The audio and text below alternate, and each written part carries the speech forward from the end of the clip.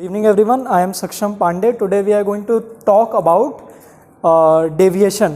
What is minimum angle of deviation? In the previous classes we have studied about deviation कि light जब prism से पास करती है तो क्या होता है आयुष, डेविएट करती है वो. What is deviation? एक बहुत अच्छे से एग्जाम्पल से हम लोग, हाँ नहीं डेविएशन. जैसे कुछ लड़के होते हैं, कुछ लोग होते हैं, हम नाम नहीं लेंगे, कि वो घर से कोचिंग आ रहे होते हैं. अब ये रास्ता तो सीधा है लेकिन बीच में मान लीजिए पड़ गया SMC, GHS, तो वो हल्का सा गाड़ी ऐसे मोड़ लेते हैं फिर वापस आ जाते हैं. कभी कभी नहीं आ पाते हैं तो लेट, जैसे उन लोगों को लेट हो रहा है, तो ये डेविएशन है.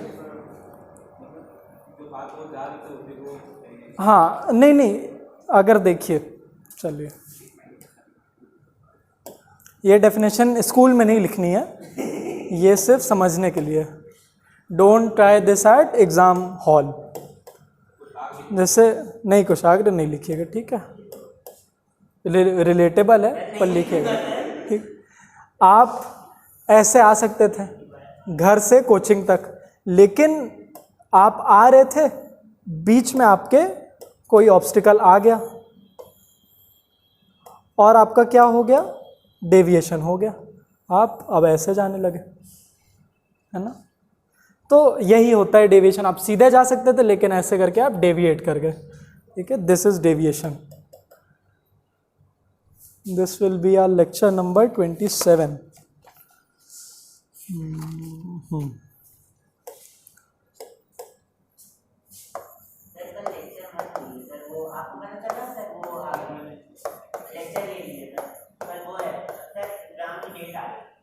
अच्छा,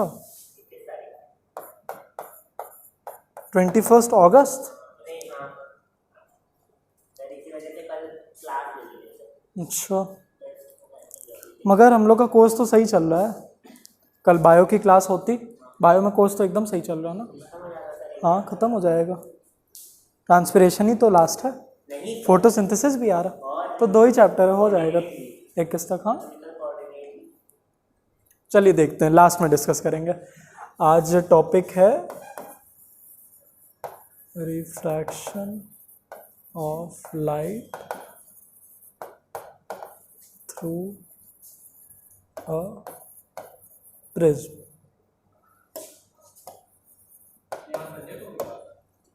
संडे को तो नहीं है. अच्छा, तो आपकी होगी शायद, वो टेस्ट लेंगे.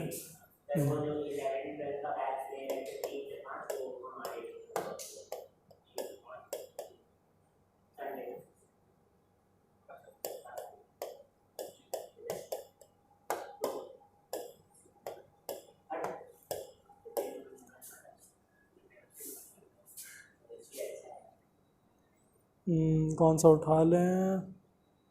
2, ये उठा लेते हैं और एक येलो उठा लेते हैं.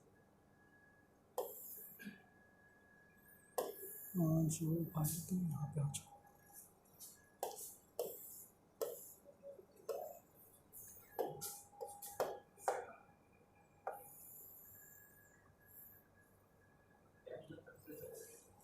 चलिए देखिए, ये हमारी रे ऑफ लाइट थी.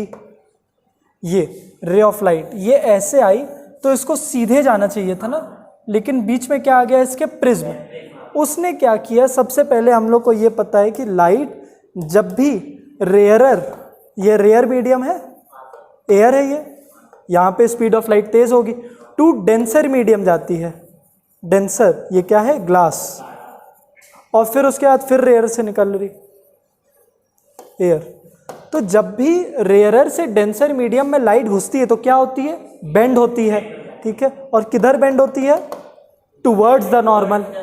तो इसको निकलना चाहिए था कैसे, ऐसे सीधे, लेकिन ये नॉर्मल की तरफ हल्का बेंड हो गई, ठीक है.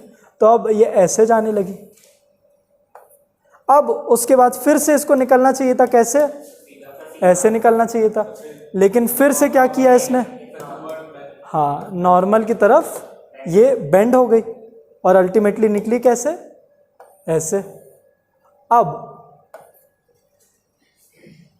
ये निकलनी ऐसे चाहिए थी और अल्टीमेटली निकली ऐसे है, ठीक है, ऐसे निकलनी चाहिए थी, अल्टीमेटली निकली ऐसे है। तो इन दोनों के बीच में ये जो एंगल बनता है वो क्या है? एंगल ऑफ डेविएशन, जिसको हम लोग किससे रिप्रेजेंट करते हैं? डेल्टा से, ठीक है। ये उसका साइन है डेल्टा का। अब इसको रियल लाइफ में इंप्लीमेंट भी करके देख लेते हैं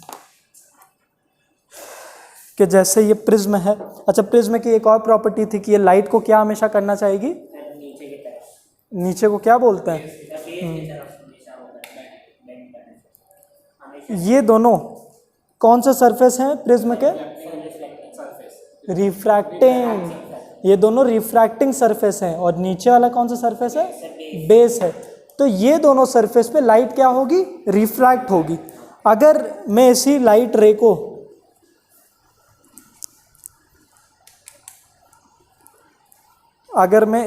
रे को सीधे मारूं ये, तो बस जा रही है और वही उसके पाथ के बीच में मैंने प्रिज्म लेते आया, तो अल्टीमेटली लाइट रे कहाँ गई? उसके बेस पे, ठीक है। अगर आप लोग देखो तो हमेशा ये सीधे जा सकती थी, पर उसको बेस की तरफ इसने पॉइंट कर दिया, ऐसे जाके बेस की तरफ। अब देख कैसे सकते हो आप इसका? मैं एंगल ऑफ डेविएशन बढ़ाऊं, ये देखिए, ये ऐसे सीधे जानी थी पर वो बेस की तरफ, तो अंदर गई, मुड़ी और नीचे गिर गई, ठीक है। तो प्रिज्म क्या करता है? नीचे मोड़ देता है, हमेशा बेस की तरफ लेते आएगा। ये ऐसे गई, सीधे आई, ऐसे नीचे निकली, तो बेस ही की तरफ तो आई ना, अल्टीमेटली बेस की तरफ नीचे गिरने लगी। अब इसी चीज को क्या कहते हैं? डेविएशन। अब नामकरण कर देते हैं। ये वाली कौन सी रे ऑफ लाइट थी? Incident ray. ये हमारी इंसिडेंट रे है। ये कौन सी रे ऑफ लाइट है? रिफ्रैक्टेड रे है। ये कौन सी रे ऑफ लाइट है? इमर्जेंट रे है। एंगल की बात करें तो एंगल ऑफ इंसिडेंस कहाँ फॉर्म होगा? सही है, ये एंगल ऑफ इंसिडेंस है। फर्स्ट एंगल ऑफ रिफ्रैक्शन कहाँ फॉर्म होगा? ये। Second angle of refraction normal से यहाँ R2। फिर इमर्जेंस, एंगल ऑफ इमर्जेंस क्या होगा? नॉर्मल से ये, ठीक है। और एंगल ऑफ डेविएशन ये। एंगल ऑफ डेविएशन का डेफिनेशन क्या था? The angle that is formed when the incident ray is produced forward and the emergent रे इज प्रोड्यूस्ड बैकवर्ड। फिर से क्या बोला मैंने? The angle formed between the incident ray produced forward and the emergent रे produced backward. इसका मतलब फिर से समझा दे रहा हूं, रिवाइज तो कोई करता नहीं है। तो देखिए,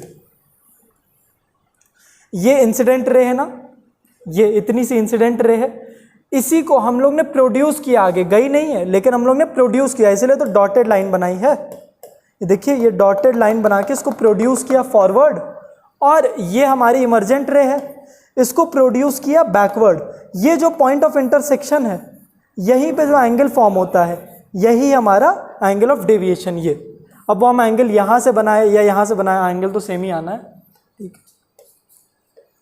चलिए,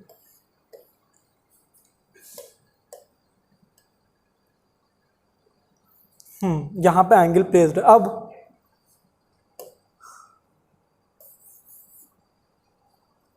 अब आप लोग का काम है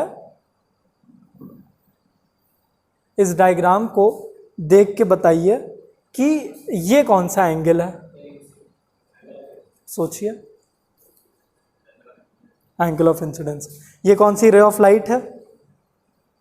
इंसिडेंट रे ऑफ लाइट है। ये एंगल ऑफ इंसिडेंस है।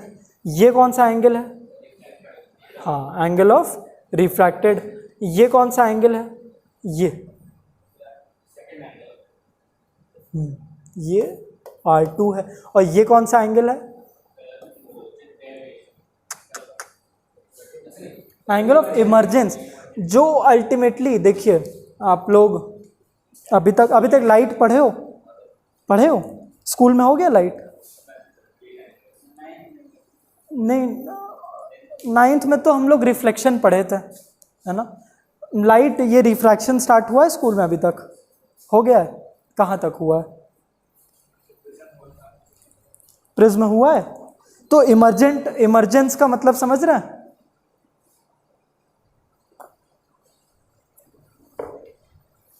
सही सही बताइए, कुछ भी ध्यान से पढ़ा गया है कि बस हुआ है सर हलवा पानी खाए हैं?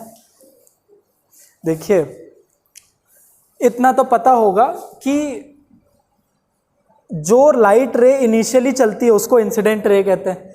हम लोग 9th में पढ़े थे कि टकरा जाती है यहीं से लाइट, मिरर पे टकरा रही थी, ऐसे बाउंस बैक कर जा रही थी, इस रे को क्या कहते थे हम लोग? Reflected ray. लेकिन यहाँ पे ऐसा केस नहीं है, यहाँ पे क्या है, लाइट रे टकरा के वापस नहीं जा रही, अंदर ही घुस जा रही, क्योंकि ये तो ट्रांसपेरेंट मीडियम है, ये कैसे उसको वापस, ये तो शाइनी सरफेस है नहीं, ये अंदर ही घुस जा रही है। तो वही रिफ्लेक्टेड रे का नाम बदल के क्या हो गया? रिफ्रैक्टेड रे। और जैसे रिफ्लेक्टेड रे का एक एंगल बनता था नॉर्मल से, वैसे ही रिफ्रैक्टेड रे का भी एक एंगल बन रहा है नॉर्मल से हमारे, ठीक है। और जो अल्टीमेटली अब रिफ्लेक्शन में तो काम यही खत्म कि भाई लाइट रे आई, लाइट रे गई, इंसिडेंट रे आई, रिफ्लेक्टेड रे गई। लेकिन इसमें क्या होता है कि लाइट रे घुसती है, अंदर जाती है, फिर बाहर निकलती है। जैसे अगर मैं इससे पास कराता हूं तो ये इंसिडेंट रे जाएगी, इस मीडियम में रहेगी, फिर बाहर निकलेगी। तो जो अल्टीमेटली बाहर निकली उसको हम लोग क्या कह देते हैं?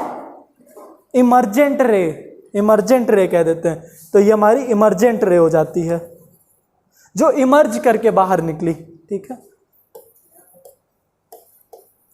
और जैसे हर सबका एक एंगल बनना था नॉर्मल से, वैसे ही इस इमर्जेंट रे का भी एक एंगल बन जाएगा नॉर्मल से। दिस इमर्जेंट रे इज एक्चुअली द रिफ्रैक्टेड रे। अगर आप इसको एक इंसिडेंट रे मान लो, फिर से रिफ्रैक्शन ही तो हुआ है, यहां से रेयरर टू डेंसर का रिफ्रैक्शन हुआ है, यहां से डेंसर से रेयरर का रिफ्रैक्शन हुआ, पर अगर आप इसको इंसिडेंट रे कहो तब ये रिफ्रैक्टेड रे है। लेकिन हम लोग वो तो मान नहीं रहे, इसीलिए इसको इमर्जेंट रे कहते हैं, नॉट रिफ्रैक्टेड रे, ठीक है।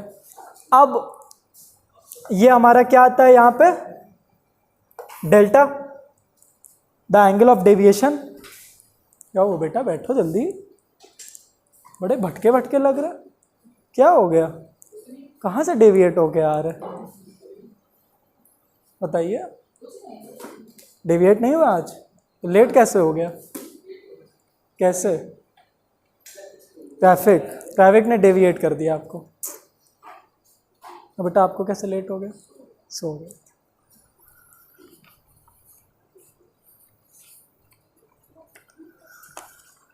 चलिए हम लोग फिर ये सब बातें करने के बाद हम लोग पहुंच गए थे इस कंक्लूजन पे कि हाँ लाइट तो भाई डेविएट करती है। डिस्ट्रैक्ट करने के लिए कौन है बीच में? प्रिज्म है। हंस क्यों रहे हैं? क्या याद आ गया? अब हम लोग लास्ट में कहाँ छोड़े थे? फैक्टर्स पे।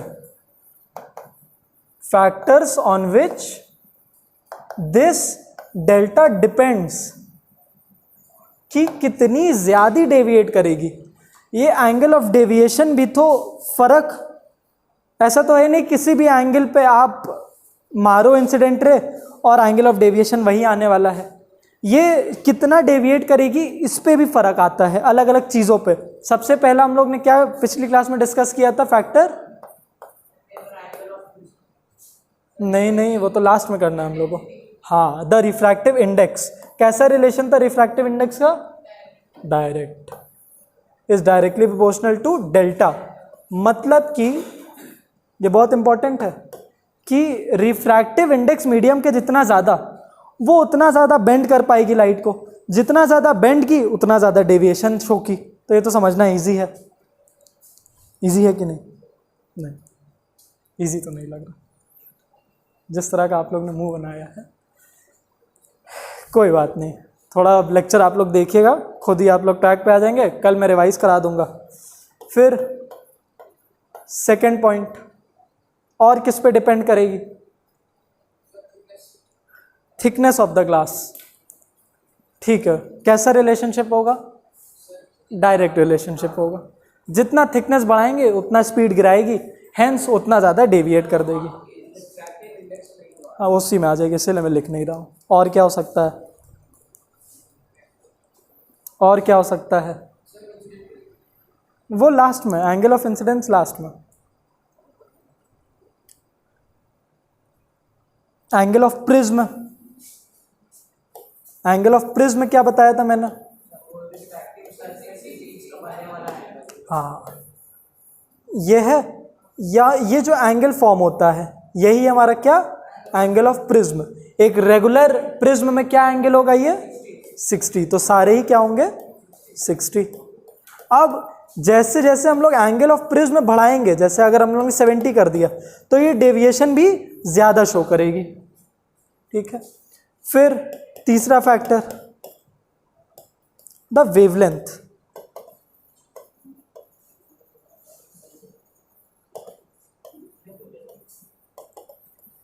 The wavelength of the light.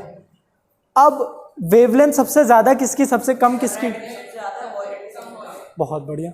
ये अगर मैं वायलेट लिख दूं और नीचे रेड लिख दूं तो ये नीचे ऐसे गिरते आएगी। ठीक है, अरे नहीं, उल्टा लिख दिया।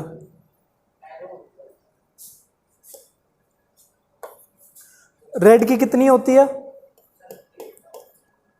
760 नैनोमीटर, और इसकी शायद 440 नैनोमीटर होती है।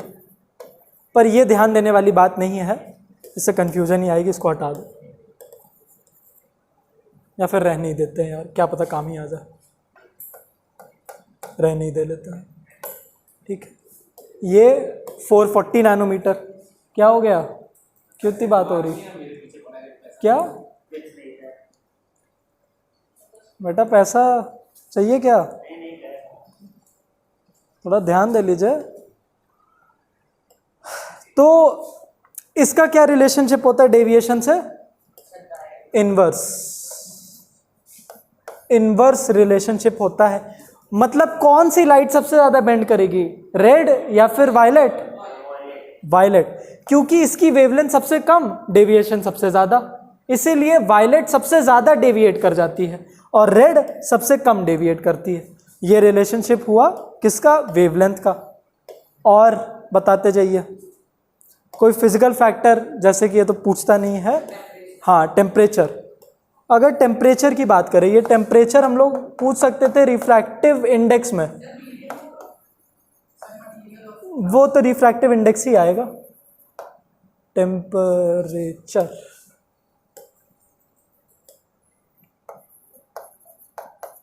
टेम्परेचर का कैसा रिलेशनशिप होगा? देखिए, जितना ज़्यादा टेम्परेचर बढ़ाएंगे उतना ज़्यादा मॉलिक्यूल्स तेज़ी से ट्रैवल करने लगेंगे, हेंस डेंसिटी को गिराएंगे, हेंस रिफ्रैक्टिव इंडेक्स गिरेगा।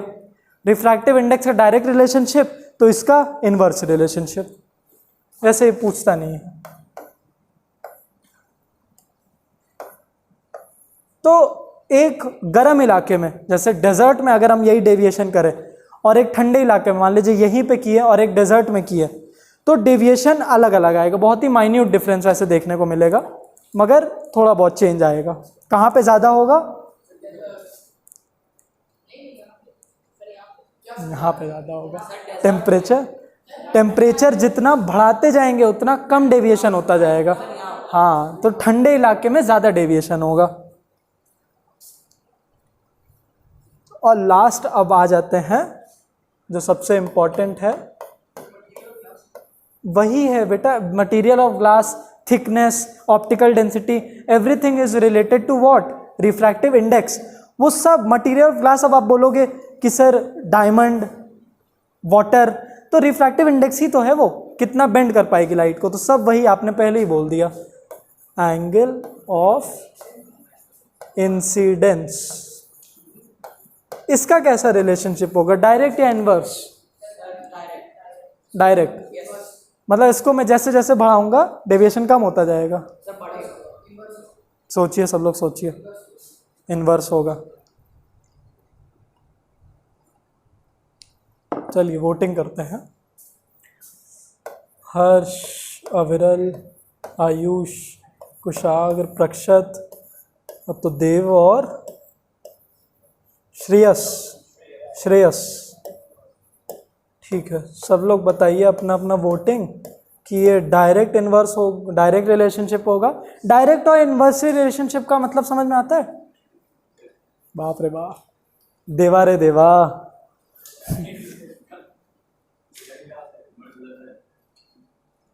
डायरेक्ट मतलब क्या होता है बताइए?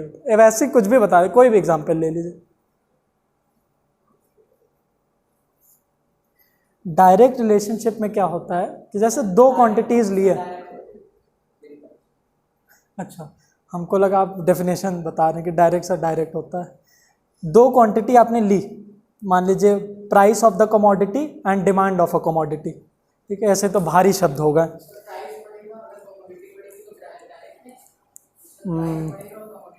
नहीं, कोई और इजी एग्जांपल, ये तो और इजी बेटा, और इजी। हाँ, सबसे अच्छा ले लेते हैं पैसा और आपकी बाइंग पावर। कुछ भी आप खरीदना चाहते हो तो आपके पास जितना पैसा बढ़ता जाएगा उतना ज़्यादा चीज़ें खरीदोगे, उतना ज़्यादा डेविएट होते रहोगे। तो एक और एग्जांपल वैसे दिमाग में आ गया, शाग्र। तो जितना ज़्यादा पैसा उतना ज़्यादा चीज़ें खरीदोगे। तो ये एक डायरेक्ट रिलेशनशिप है कि अगर आपके पास एक commodity, let money be X, let the amount of money be X and your buying power be Y, तो if X is increasing then Y is also increasing, hence these two are directly related, कि एक बढ़ेगा तो दूसरा बढ़ेगा। अगर आपके पास पैसा गिरता है तो आप खरीदोगे भी चीज़ें कम। और इन्वर्सली रिलेटेड क्या होता है? उल्टा, अगर ये बढ़ रहा है तो ये कम हो रहा है। इसका एग्जाम्पल पैसा और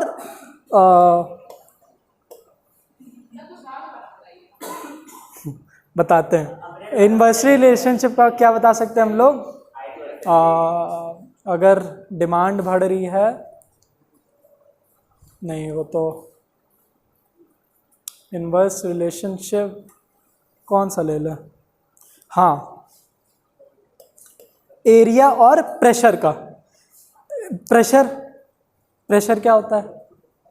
एग्जाम वाला प्रेशर नहीं, प्रेशर होता है फोर्स अपॉन एरिया।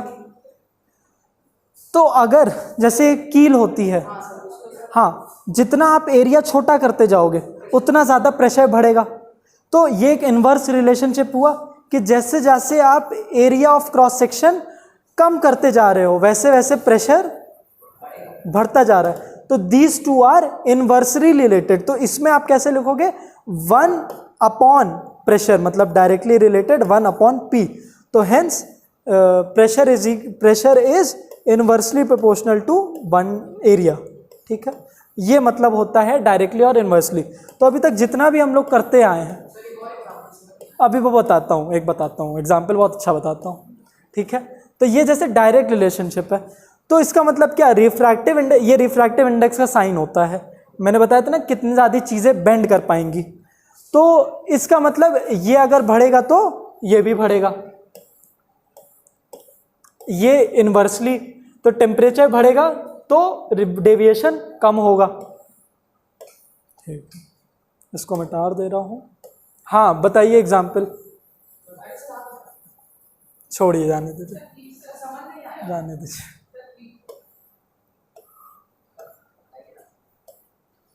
कुशाग्र, आप अग्री करें तो हम बताएं, नहीं बताएं, जाने दीजिए। तो फिर हम अविरल का एग्जाम्पल लेंगे। ठीक है, चलिए, अग्री कर रहे हैं। देखिए, जैसे कि डायरेक्ट रिलेशनशिप का मैं आपको एग्जाम्पल बताता हूँ। आप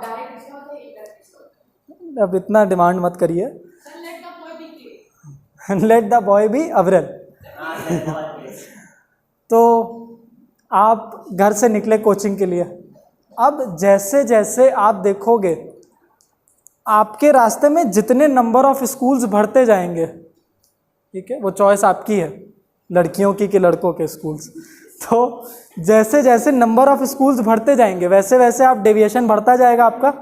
तो hence it is a direct relationship. Number of schools बढ़ेंगे तो आपका डेविएशन भी ज़्यादा होगा। ठीक है, कुशाग्र के केस में उल्टा है, क्योंकि इन तो सख्ती से रहते हैं, स्कूल जितने आएंगे वो नहीं हिलेंगे, तो इनका इन्वर्स रिलेशनशिप है। क्यों, आप सख्ती रहते हैं ना।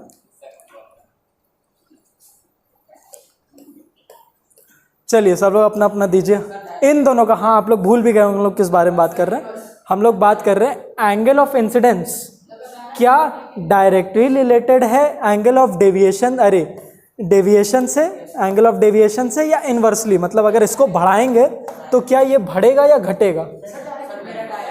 ठीक है, आपका भी डायरेक्ट, कुशाग्र का भी डायरेक्ट, आपका भी डायरेक्ट, सबका डायरेक्ट है, किसी का इनवर्स नहीं है।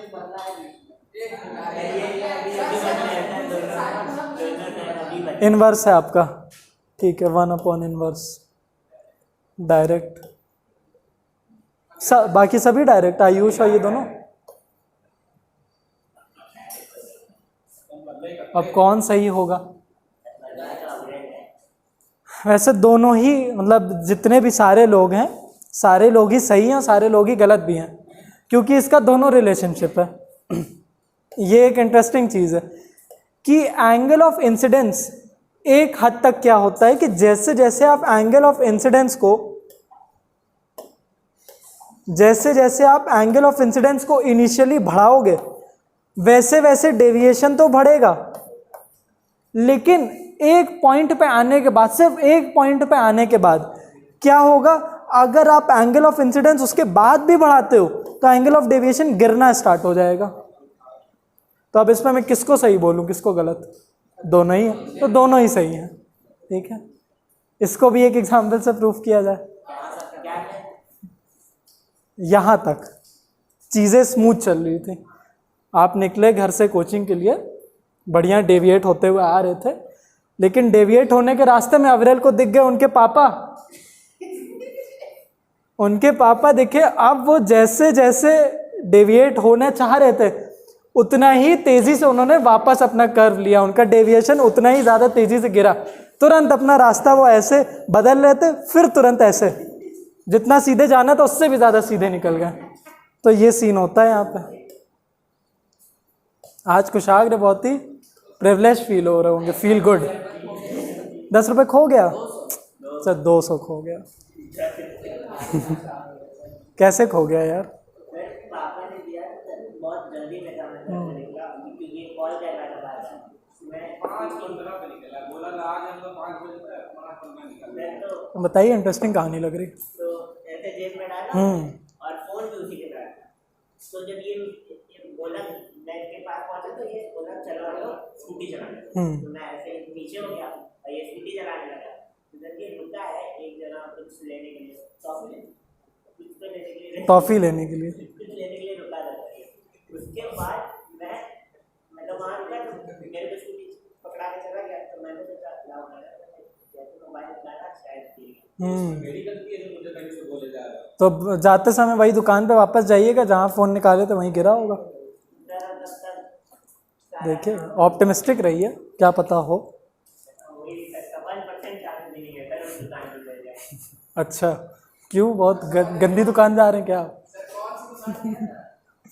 ठीक है, चलिए इसको प्रूव करते हैं।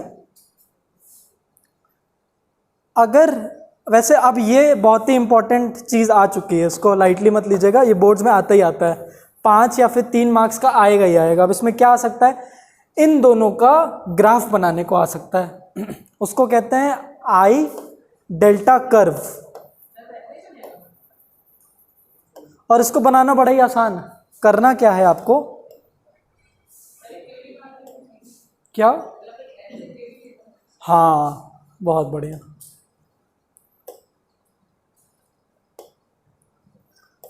पहले तो एक ग्राफ बना लीजिएगा।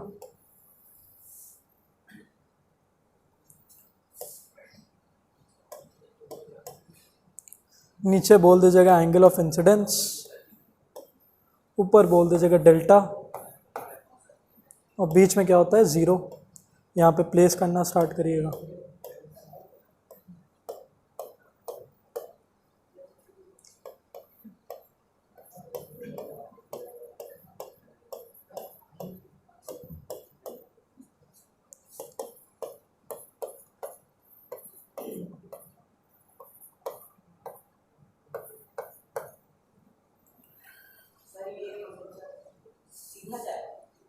सोचिए कैसा होगा, इस चीज़ को दिमाग में रख के खुद ही से एक बार सोचिए क्या होने वाला है इसमें। इस चीज़ को दिमाग में रख के सोचिए क्या होने वाला है।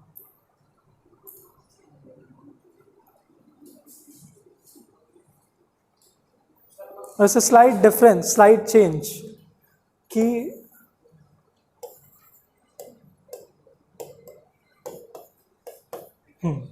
स्टार्टिंग में ये होता है कि जब आप एंगल ऑफ इंसिडेंस बढ़ाओगे तो डेविएशन गिरेगा, उसके बाद उसके साथ ही साथ बढ़ता रहेगा।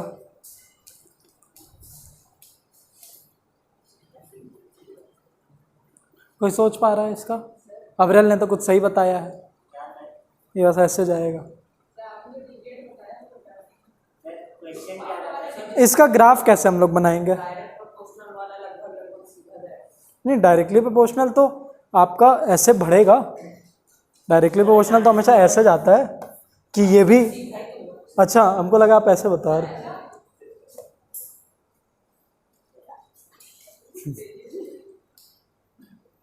हाँ, बस थोड़ा और आपको कर क्या देना है, आपको बस एक नाइकी का सूश बना देना है। नाइकी का सूश क्या है?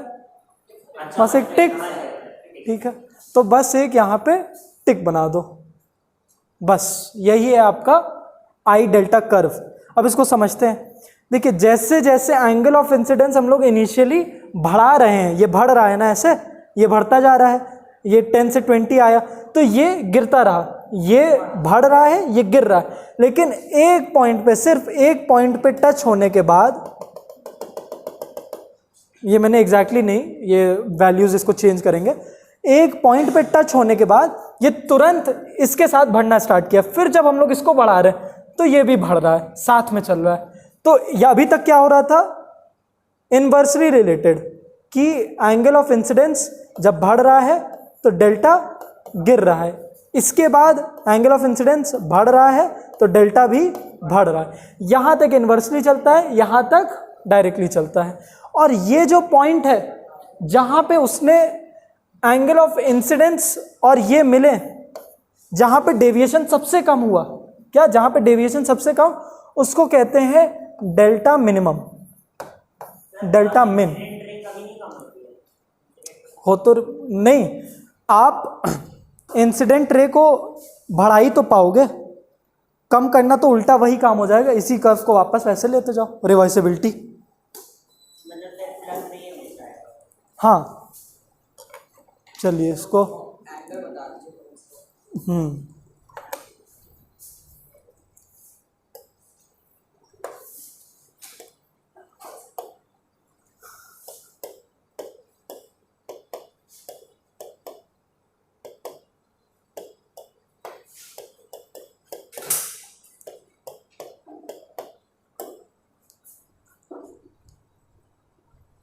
कौन सा वाला उठा लें?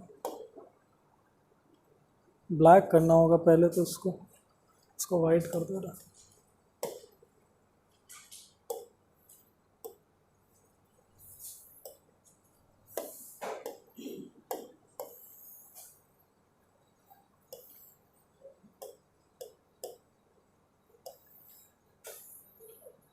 ये है आपका IV curve with the respective angle. इसको जल्दी से अपने कॉपी में ड्रॉ करिए, बड़ा ही इंपॉर्टेंट है। नहीं, खुद ही से आपको निकालना है, ऐसे इतना नहीं मुश्किल पूछेगा, आईवी कर्व बनाने को पूछता है। एंगल वैसे तो माना जाता है कि 45 से लेकर 50 डिग्री के बीच में एंगल रहता है, और 48 डिग्री बुक में दिया हुआ है, पर ये स्पेसिफिक नहीं है कि 48 डिग्री ही वो वैसा एंगल है, वो बहुत सारी चीज़ों पे डिफर करेगा। उसको निकालेंगे कैसे, उसका भी फॉर्मूला अभी हम लोग डिस्कस करेंगे कि उसको निकालेंगे कैसे, कि डेल्टा मिनिमम आएगा किस एंगल पे। हाँ,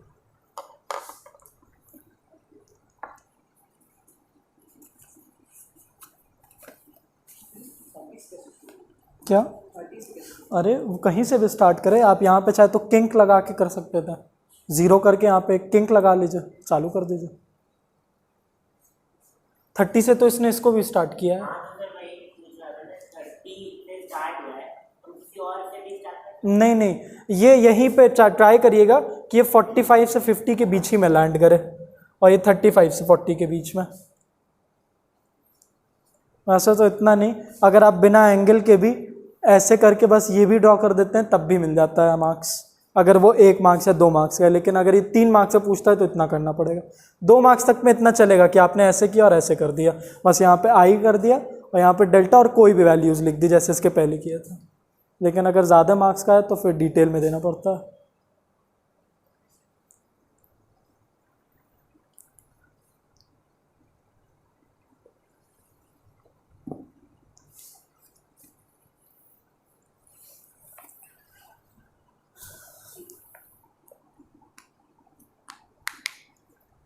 ठीक है, 40 के बीच में सर 35 35 से 40 के बीच में।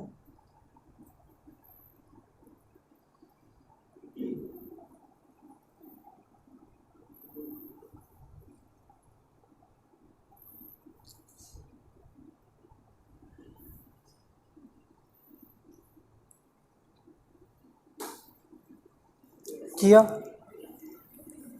अब ज़रा बुक खोलिए और एंगल ऑफ इंसिडेंस वाले पॉइंट पे जाइए। उसमें देखिए 3 डायग्राम्स दिए हुए हैं। पेज नंबर आपका अलग होगा, मेरे में तो 85 है, 85 है मेरे में पेज नंबर। ये तीनों डायग्राम कौन सा पेज नंबर है? 85 सबके में। 85 कर लीजिए। अबे 85 93 नहीं, पेज खोलो। अरे तो 85 तो 85 ही होगा। ये देखिए 85 आ गया। ये तीनों पे ध्यान दीजिए। आप कभी बुक नहीं लाते ना? इस पे बोल रहे हैं। अच्छा, आप उनके भी यहाँ पे बोल रहे हैं। आप लोग को मिला? हाँ, वो 3 नीचे जो डायग्राम बने हुए हैं उसमें देखिए जो सबसे नीचे राइट साइड हो, जब when I is equal to 30 degree, तब सब लोग बताइए कि एंगल ऑफ डेविएशन कितना है।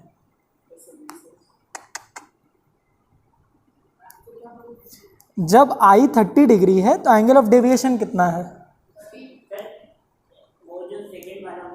ये अब आप घर पे कॉपी करिएगा, इस पे आ जाइए।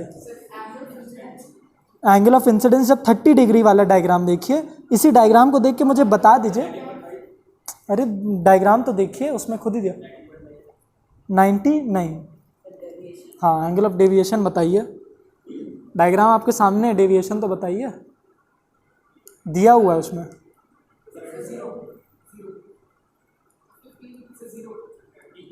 अरे बाप रे बाप,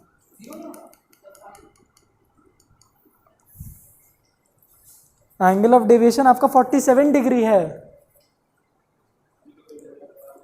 उसमें 77 बोला गया, 19.5 बोला गया, 0 तक बोल दिया गया। कोई 40 से वहाँ पे 47 लिखा दिख रहा है सबको? बोलने जा रहे थे आप, कोई और बोल रहे?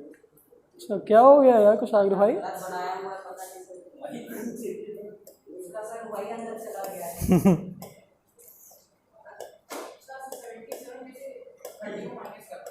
अरे उसमें दिया हुआ है 47। अच्छा, देखिए ये आईवी कर्व क्या बोल रहा है कि एक टाइम पे जब आप इंसिडेंस को बढ़ाओगे, 0 डिग्री कैसे बना सकते हैं हम एक प्रिज्म पे? आई को सबसे पहले 0 से स्टार्ट करते हैं कि इस पे 0 डिग्री पे एक एंगल ऑफ इंसिडेंस कैसे गिराएं।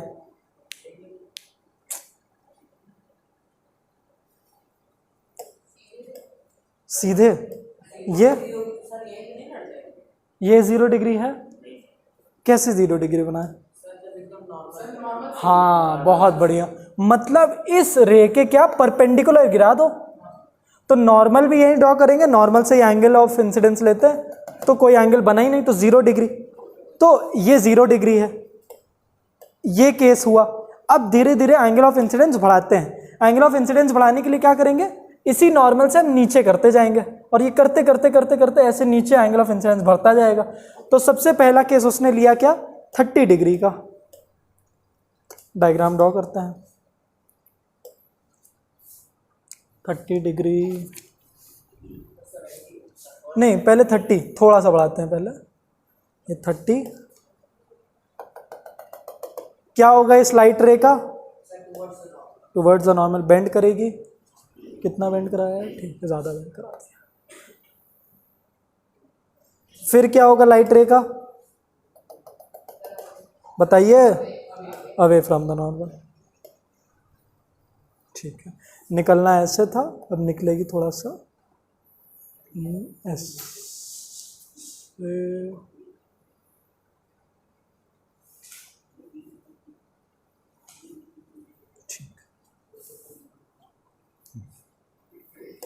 ठीक है, अब जल्दी से एंगल मार्क करते हैं। ये हमारा कौन सा एंगल हुआ?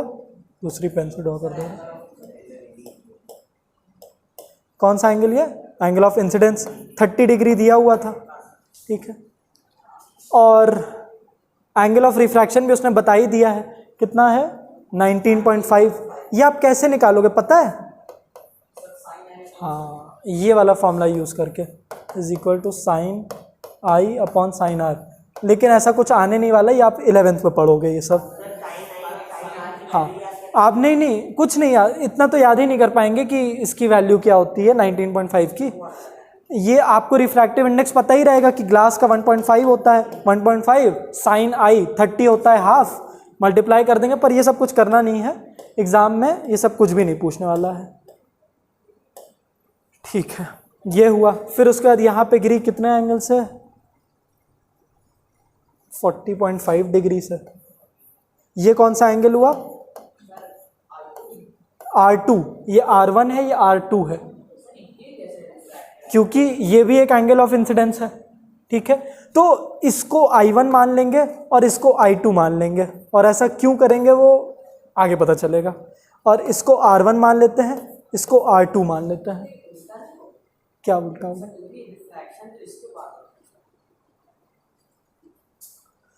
बात तो आपकी सही है, लेकिन जो बुक कह रही वो फॉलो करना है।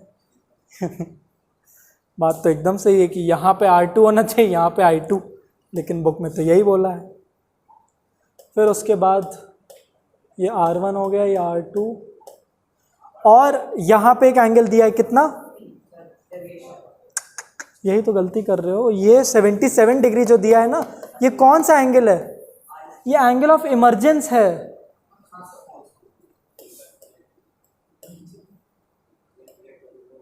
ये जब इमर्जेंट रे बाहर निकलती है तो वो जो एंगल बनाती है नॉर्मल के साथ, वो होता है एंगल ऑफ इमर्जेंस। ये जो एंगल बना रही है ये एंगल है। एंगल ऑफ डेविएशन तो इसको प्रोड्यूस करेंगे बाहर, और इसको आगे यहाँ पे जो एंगल बनेगा ये हो जाएगा डेविएशन का एंगल, और ये इमर्जेंस का एंगल है।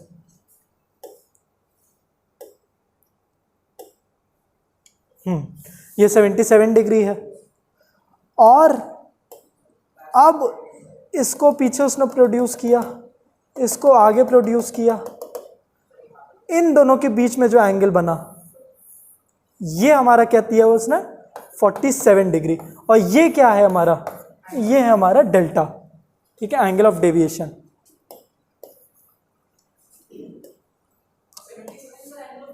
एंगल ऑफ इमर्जेंस है। अब आप देखिए, when I is equal to 48 degree,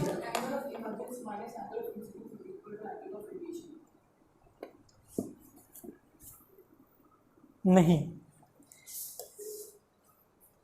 वो कोइंसिडेंस की बात है कि ये आ गया है, वरना ये है नहीं। आपका डेल्टा मिनिमम, वैसे डेल्टा का तो फॉर्मूला है, जब आप I1 प्लस I2 करोगे माइनस R1 प्लस R2 करोगे, ये है हमारे डेल्टा का फॉर्मूला। लेकिन डेल्टा के फॉर्मूला पे नहीं जाना है हमको डेल्टा के मिनिमम के फॉर्मूले को ध्यान देना है। ये हमारा 2I minus angle of prism. ठीक है, इससे डेल्टा मिनिमम आएगा। डेल्टा मिनिमम है क्या? अभी तक कोई बताएगा हमें? वो कौन? हाँ, वो कौन सा एंगल है? हाँ, जैसे कि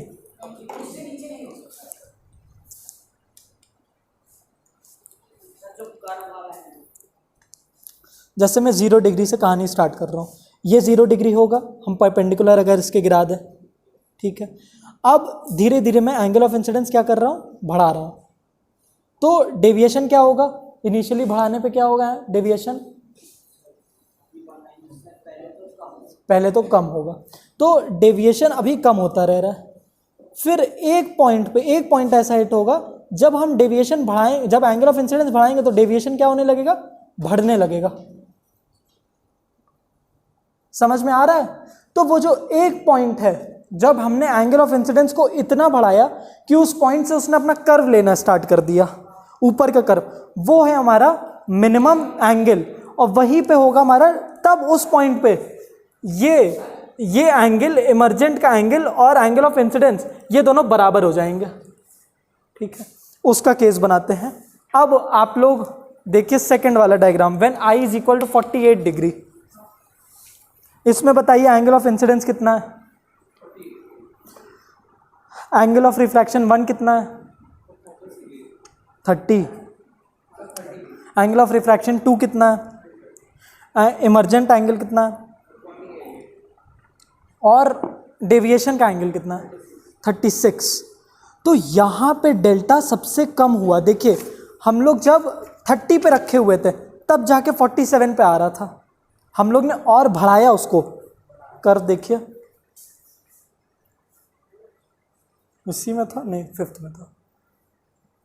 ये हम लोग जब 30 पे था तो ये एंगल ऑफ इंसिडेंस जैसे बढ़ा रहे थे ये कम होता जा रहा था। इस पॉइंट पे आके उल्टी कहानी चलने लगी। अब जब हम लोग 40 आ गया, गुड, 48 जैसे ही किए तो ये डेल्टा मिनिमम पहुंचा। देखिए 48, वही मैं बता रहा था, 48 लिया है यहाँ पे और यहाँ पे इसको मिनिमम कर दिया है कि यहाँ पे सबसे कम, और देखिए उसमें 36 भी आ रहा है, तो वही उसी के बीच में कहीं पे। ठीक है, बुक में देखिए कौन सा एंगल लिया। देखिए बुक में सिर्फ ऐसा एंगल, इसलिए मैं बोल रहा हूँ कि अगर आप वैल्यूज़ नहीं भी पुट करते हैं, ज़रा डेल्टा कर्व देखिए, IV कर्व देखिए अपने बुक में, उसमें कोई वैल्यू ही नहीं दी है। हाँ, तो वैल्यू नहीं दी है तो बस एक सूज बना के आ जाइएगा।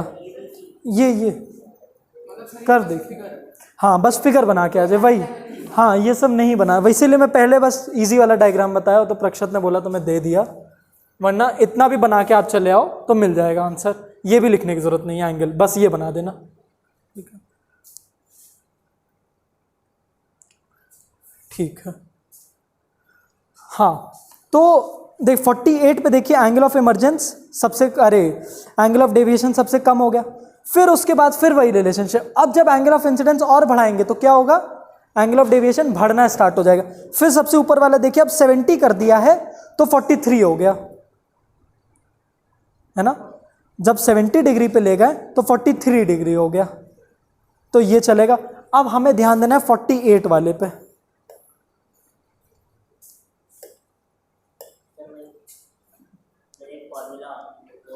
हाँ लिख दीजिए, delta is equal to 2I minus A।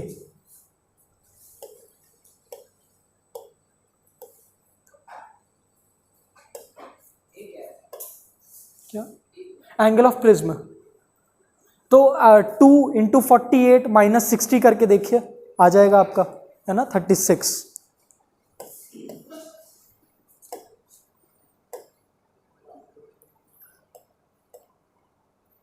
मगर ये आपको इतना ध्यान नहीं देना है, ये सब डायग्राम कुछ नहीं आएगा। दो चीज़ें पूछता है, आई डेल्टा कर्व वो बनाना सीख गए हम लोग, और दूसरी चीज़ पूछता है what is the condition when you can obtain the minimum angle of deviation. वो दोनों कंडीशन क्या होगी, और उन्हीं दोनों कंडीशन को मैं कंक्लूड करने के लिए इतना आपको कहानी समझा रहा हूँ। हाँ वो बराबर हो, एंगल ऑफ प्रिज्म नहीं, एंगल ऑफ इमरजेंस, ये दोनों बराबर होने चाहिए। और एक कंडीशन है, ठीक है, देखते हैं। पहले 48 वाला हम लोग ड्रॉ करते हैं।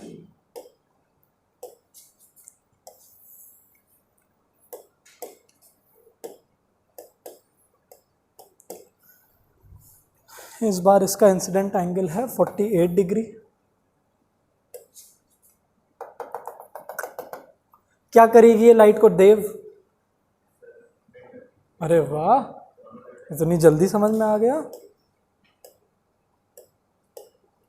तो ये नॉर्मल की तरफ बेंड हो गई। जाना कैसे था, इसको ऐसे जाना चाहिए था सीधे, लेकिन अब क्या होगा, हल्का ऐसे बेंड हो जाएगी और ये ऐसे जाएगी। सही है। अब क्या होगा श्रेयस? श्रेयस सीधे जानी चाहिए थी, लेकिन जाएगी कैसे इस ग्लास की वजह से? नीचे ऊपर। देखिए जैसे उन्होंने बोला जब रेयरर टू डेंसर में जाता है तो टुवर्ड्स द नॉर्मल, जब डेंसर टू रेयरर निकलता है तो अवे फ्रॉम द नॉर्मल। तो ऐसे जाना था, लेकिन इससे भी थोड़ा दूर जाएगी। तो पहले वाला आंसर ही आपका सही था, नीचे ऐसे जाएगी। अब एंगल्स मार्क करते हैं। ये 48 डिग्री है एंगल ऑफ इंसिडेंस। और अब जरा कैलकुलेट करते हैं, उसमें 30 दिया पर खुद ही कैलकुलेट करते हैं कि कैसे। ये एक रेगुलर प्रिज्म है 60 डिग्री, ये और अगर आप ध्यान दो तो ये लाइन और ये लाइन क्या हो गई है? पैरेलल हो गई है। ठीक है, this is the second condition for the, हाँ बस छोड़ रहे मेरे भाई, इसको कंक्लूड करके छोड़ रहे। ये दोनों पैरेलल हो गई हैं, तो ये दोनों एंगल क्या हो जाएगा? 60-60। और ये पूरा एंगल कितना बनता? 90 डिग्री। हेंस ये एंगल कितना हो जाएगा? 30 डिग्री। और ये एंगल 30 डिग्री। तो फर्स्ट कंडीशन क्या होती है? ये अच्छे से देख लीजिए, ये आता ही है, इन दोनों में से कुछ ना कुछ आने वाला है। Conditions for delta minimum, the angle of deviation to be minimum. First condition is that your angle of incidence 1, इसको हम लोग 1 मानते हैं, इसको 2, 1 should be equal to angle of incidence 2, मतलब your angle of incidence should be equal to angle of emergence. Second condition, your angle of refraction 1 should be equal to angle of refraction 2। ये पहली condition. दूसरी condition, the refracted रे, हाँ ये वाली देखिए, अगर ये पहला रिफ्रैक्शन होता है एंगल ऑफ रिफ्रैक्शन 1, ये R2, तो ये दोनों देखिए 30 डिग्री हो गए। तो अगर वो मिनिमम डेविएशन के एंगल पे आ गई, एंगल ऑफ इंसिडेंस हम लोग ने ऐसी जगह पे मारा है कि अब ये मिनिमम डेविएशन शो करने वाली है, तो अब हमारा एंगल ऑफ रिफ्रैक्शन दोनों साइड का बराबर हो जाएगा 30-30। और आगे भी ड्रॉ कर देते हैं, पहले सारे मार्क ही कर देते हैं इसी बात पे। एंगल ऑफ इमरजेंस कितना हो जाएगा? ये 48 डिग्री, क्योंकि यही तो कंडीशन है। तो ये हमारा I1 है और ये हमारा I2 है, ये हमारा R1 है, ये हमारा R2। ये एंगल ऑफ इंसिडेंस है, ये एंगल ऑफ इमरजेंस। हाँ हाँ।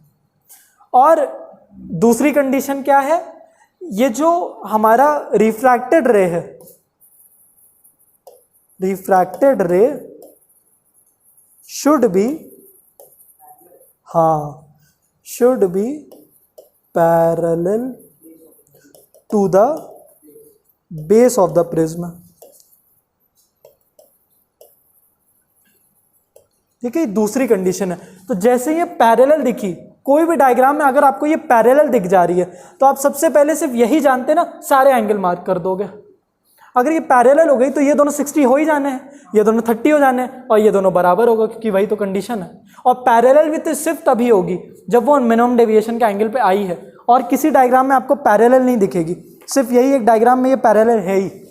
ठीक है, अब डेविएशन कैसे एंगल मार्क करें बताइए श्रेयस, ये बता दीजिए, डेविएशन का एंगल कैसे मार्क करें? दोनों मिल के ही मिली भगत में बता दो, लेकिन बता दो, SJC का नाम रख लो। इतनी लंबी 1 घंटे में एंगल ऑफ डेविएशन मार्क करना बता दो।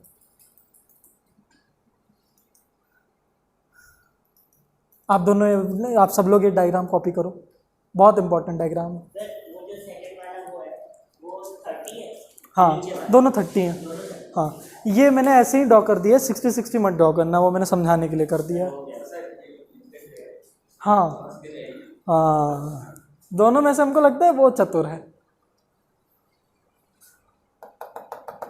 इसको आगे श्रेयस, इसके आगे आप।